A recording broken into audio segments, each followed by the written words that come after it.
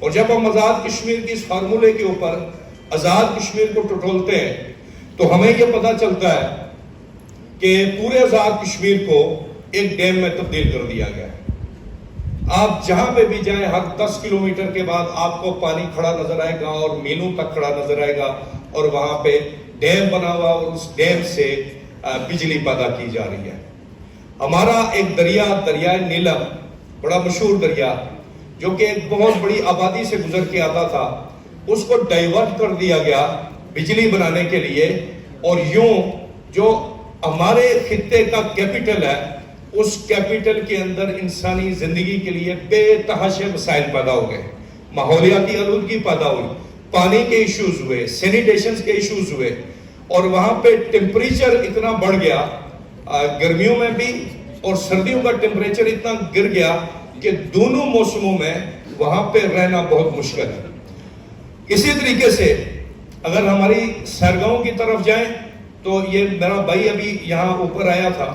میں بات کو آگے بڑھانے سے پہلے احتجاجاً یہ بات کرنا چاہوں گا کہ اس سٹیج پہ گلگت بلتستان سے بھی ایک ریپرزنٹیٹو ہونا چاہیے تھا, جو کہ نہیں, تاکہ ہمیں گلگت بلتستان کا ورژن بھی ملتا. لیکن میں کوشش کروں گا کہ ان کی بھی نمائندگی کروں. تو ہماری جو سیرگاہیں, چاہے وہ آزاد کشمیر کی ہوں, گلگت بلتستان کی, ان سیرگاہوں کو وہ گرین ٹورزم نامی کوئی چیز ہے کہ جس کو اس طرح سے دیا جا رہا ہے جیسے ہمیں باہر بوکے پیش کیا گیا بغیر کسی اس کے, ہمیں کوئی تردد نہیں کرنا پڑا, ہمیں کوئی محنت نہیں کرنی پڑی, لوگ کھڑے تھے اور بوکے لے کے ہمیں پیش کر کے فوٹو بنا لیا گیا, جسٹ لائک دیٹ, بغیر کسی محنت کے اس گرین ٹورزم نامی کمپنی کو وہ سیرگاہیں دی جا رہی ہیں. اسی طریقے سے ہمارے جنگلات جو کہ بہت قیمتی ہیں, ان کے اندر بہت ساری جڑی بوٹیاں ہیں, ان میں سے کچھ بھی چیز ہمارے استعمال کے لیے نہیں ہے, وہ سارا کچھ بھی اسی طریقے سے پتہ نہیں کون استعمال کر رہا ہے, کوئی خلائی مخلوق ہے جو اس کو استعمال کرتی ہے. اسی طریقے سے اگر ہم اپنے منرلز کی بات کریں تو وہ گلگت بلتستان ہو یا آزاد کشمیر ہو, کہ جہاں کے اندر, جس زمین کے اندر دنیا کی قیمتی ترین معدنیات موجود ہیں, روبی موجود ہے, ماربل ہے, بہت سارے خزانے چھپے ہوئے ہیں, لیکن وہ میرے اور میری ریاست کے شہریوں کے استعمال کے لیے نہیں ہے. اس کو بھی کوئی نامعلوم لوگ استعمال کرتے ہیں جن کا ہمیں نہیں پتا کہ کون استعمال کرتا ہے. اب ان سارے ایشوز کو ایڈریس کرنے کے لیے آج سے 1 سال پہلے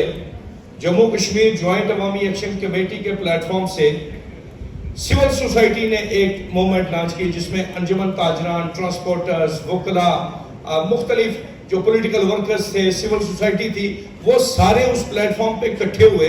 اور ایک اپنے بنیادی حقوق کے لیے ایک تحریک چلائی گئی. اور المیہ یہ دیکھیے, ہیومن رائٹس کی وائلیشنز کی اگر بات ہو رہی ہے تو آپ کا کنسٹیٹیوشن یہ الاؤ کرتا ہے کہ آپ اپنے حق کے لیے بات کر سکتے ہیں, آپ احتجاج کر سکتے ہیں, آپ جلسہ کر سکتے ہیں, آپ تحریر کر سکتے ہیں, آپ تقریر کر سکتے ہیں. یہ ہمارا انٹریم کنسٹیٹیوشن, جس کو میں اپنا انٹریم کنسٹیٹیوشن نہیں مانتا, وہ بھی کہیں سے لکھ کے دے دیا گیا کہ اس کے اوپر سائن کرو. ان 53 ممبران اسمبلی نے اس پہ سائن کر لیے کہ جنہوں نے وہ خود تیار نہیں کیا. اس بات کا اندازہ مجھے کب ہوا, جناب باقی معزز پینلسٹ بھی بیٹھے ہوئے ہیں, کہ جب ہم گورنمنٹ کے ساتھ مذاکراتی سیشن میں انوالو ہوئے تو وہاں جا کے پتا چلا کہ کنسٹیٹیوشن کے اندر سے ہم نے 52C کلاس کا ذکر کیا. تو I was really amazed کہ جو ہمارے سامنے منسٹر صاحبان بیٹھے ہوئے تھے انہوں نے فوری طور پہ اس کو نوٹ کیا. وہاں سے پتہ یہ چلا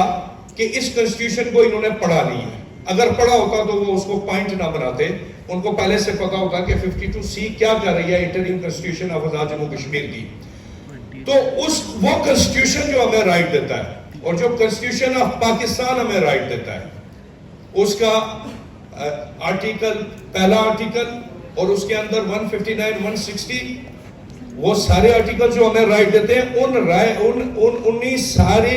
کنسٹیٹیوشن کے پیرامیٹرز کے اندر رہ کے ہم نے ایک جدوجہد آگے بڑھے. جو کہ مکمل طور پہ پیسفل تھی، اور اس جدوجہد کے ساتھ ہوا کیا؟ ہیومن رائٹس وائلیشنز کی بات کرتے ہیں، 150 سے زیادہ لوگ اس 1 سال کے دوران حراست میں لیے گئے پورے آزاد کشمیر، سینکڑوں لوگوں کے خلاف بائی نیم FIRs، اور جس میں ہزاروں نامعلوم رکھے گئے کہ کچھ اور بھی نامعلوم لوگ تھے، اور نامعلوم کے چکر میں جو بھی کوئی ایکٹیوسٹ تھا اس کو پکڑ کے جیل میں ڈال دیتے تھے۔ اسی طریقے سے گھروں کے اوپر چھاپے مارے گئے، میرے ذاتی گھر کے اوپر چھاپا مارا گیا، میری بوڑھی والدہ تھی وہاں پہ، ان کو ہراساں کیا گیا۔ اسی طریقے سے ہمارے جو جتنے بھی ایکٹیوسٹ تھے، شوکت نواز میر صاحب کے گھر پہ چھاپا مارا گیا، باقی امتیاز اسلم صاحب ہیں کوٹلی سے، ان کے گھروں پہ چھاپے مارے گئے، سعد انصاری لوگوں کے گھروں پہ چھاپے مارے گئے،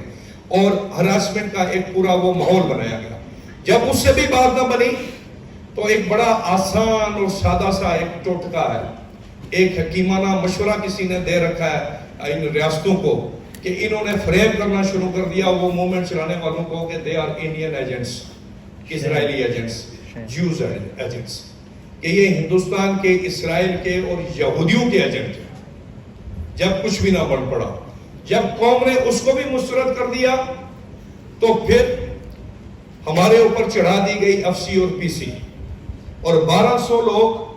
جن کا نوٹیفیکیشن موجود ہے۔ لیکن جو موومنٹ ہوئی جس کو ہم نے واچ کیا، چونکہ ہمارے جو انٹری پوائنٹس ہیں وہ 5 ہیں، اور 5 انٹری پوائنٹس سے جو موومنٹ ہوئی اس موومنٹ کو ہم نے واچ کیا، اور وہ واچ کرنے کے بعد ہمیں پتہ یہ چلا کہ اس سے کئی زیادہ لوگ بلائے گئے، اور وہ لوگ بلا کے FC PC اور رینجرز کے لوگ بلا کے کیا گیا، بنیادی طور پہ ایک سازش کی گئی کشمیری اور پاکستانی عوام کو ایک دوسرے کے سامنے کھڑا کرنے کی، کہ بھئی کہیں نہ کہیں سے کچھ ایسا کنفلکٹ کریٹ ہو کہ جہاں پہ ہم اس مومنٹ کو بھی کچل سکیں اور ان مومنٹ چلانے والوں کو غدار ثابت کر سکیں۔ حالانکہ ہم ہر جگہ پہ یہ کہتے رہے کہ پاکستانی عوام نے 2005 کے زلزلے میں ہمارے ساتھ جو تعاون کیا، جو ہمدردی دکھائی، جو محبت دکھائی، وہ مرتے دم تک ہم بھول نہیں پائیں گے کہ جس طریقے سے وہ آگے بڑھ کے ہماری مدد کے لیے سامنے آئے۔ لیکن یہ سارا کچھ یہاں پہ کیا گیا۔ اب رائٹ ناؤ جس وقت میں یہاں پہ کھڑا ہو کے بات کر رہا ہوں، ہمارے 7 لوگ ایک ایسے کیس میں 302 اور ATA لگا کے ان کو جیل میں رکھا ہوا ہے میرپور کے اندر، سعد انصاری ایڈوکیٹ، راجہ دانش ایڈوکیٹ، ان کے ساتھ ایک نسرین فاروق صاحبہ ہیں جو کہ خاتون بھی ہیں، اور 4 اور لوگ ہیں ان کے ساتھ، کہ ایک ایسا واقعہ جو ان کی گرفتاری کے 2.5 گھنٹے بعد ہوا، یعنی کہ 2.5 گھنٹے پہلے وہ گرفتار ہوئے، 2.5 گھنٹے بعد ایک ASI کو جو پولیس کی جمعیت میں کھڑا تھا، بیک سائڈ پہ گولی لگی، پروٹیسٹرز فرنٹ پہ تھے۔ یہ جو لوگ اس چارج میں فریم ہوئے، یہ سارے لوگ 2.5 گھنٹے پہلے ارسٹ ہو چکے تھے، اور اس میں ان کو چارج کر کے ابھی تک جیل میں ڈالا ہوا ہے۔ باوجود اس کے کہ ہمارا جب سیٹلمنٹ ہوئی وہاں پہ ہمارے ساتھ پرومس کیا گیا کہ ساری جھوٹی FIRs ختم کی جائیں گی، سارے لوگ رہا کیے جائیں گے۔ تو یہ وہ دکھڑے ہیں، وہ رونا ہے جو آپ کے سامنے میں نے رکھنا تھا، جو ہیومن رائٹس کی صورتحال ہے کہ نہ بات کریں تو ہندوستان کی زبان بول رہے ہیں، اپنا حق مانگے تو ہندوستان کی زبان بول رہے ہیں، اور پھر ایک خاص ایک فریم بنایا جاتا ہے کہ یہ نیشنلسٹ ہے۔ اور ہم نے بارہا یہ پوچھا کہ یاسین ملک صاحب سے بڑا نیشنلسٹ کون ہے؟ وہ جب پاکستان میں آتے ہیں تو ان کو ریڈ کارپٹ پروٹوکول دیا جاتا ہے، ان کا استقبال کیا جاتا ہے، نیشنل میڈیا کے اوپر سپیس دی جاتی ہے۔ لیکن جب آزاد کشمیر کا کوئی نیشنلسٹ اپنے حقوق کے لیے بات کرتا ہے تو وہ غدار ہو جاتا ہے۔ اس لیے غدار ہوتا ہے کہ یاسین ملک صاحب انڈین اینڈ کشمیر میں ہیں، وہ وہاں پہ جو جدوجہد کر رہے ہیں اس سے آپ کو کوئی پرابلم نہیں ہے، کوئی خاص پرابلم نہیں ہے۔ جب پرابلم ہوئی تو اس کے بھی جو کنسیکوینسز ہوئے وہ رفیق ڈار صاحب بات کریں گے اس کے اوپر، مجھے امید ہے۔ لیکن یہاں کا نیشنلسٹ جب تک بات کر رہا تھا کہ کشمیر بنے گا خود مختار تو اس کو کچھ بھی نہیں کہا جاتا تھا، یہ میں نے آبزرو کیا ہے۔ جب اس نے کہا کہ میرے رائٹس مجھے دو تو وہ غدار ہو گیا۔ تو میں وہ غدار کہنے والوں سے بھی، غدار بنانے والوں سے بھی، اور اس ایجنڈے پہ کارفار فرما سارے لوگوں سے میں کہنا چاہوں گا کہ خدا را انسانیت اور آدمیت کا احترام کیجئے، لوگوں کو ان کے حقوق دیجئے، ورنہ جب قومیں حقوق چھیننے کے لیے نکلتی ہیں تو پھر 11 مئی ہو جاتا ہے، 12 مئی ہو جاتا ہے، 13 مئی ہو جاتا ہے۔ بہت بہت شکریہ۔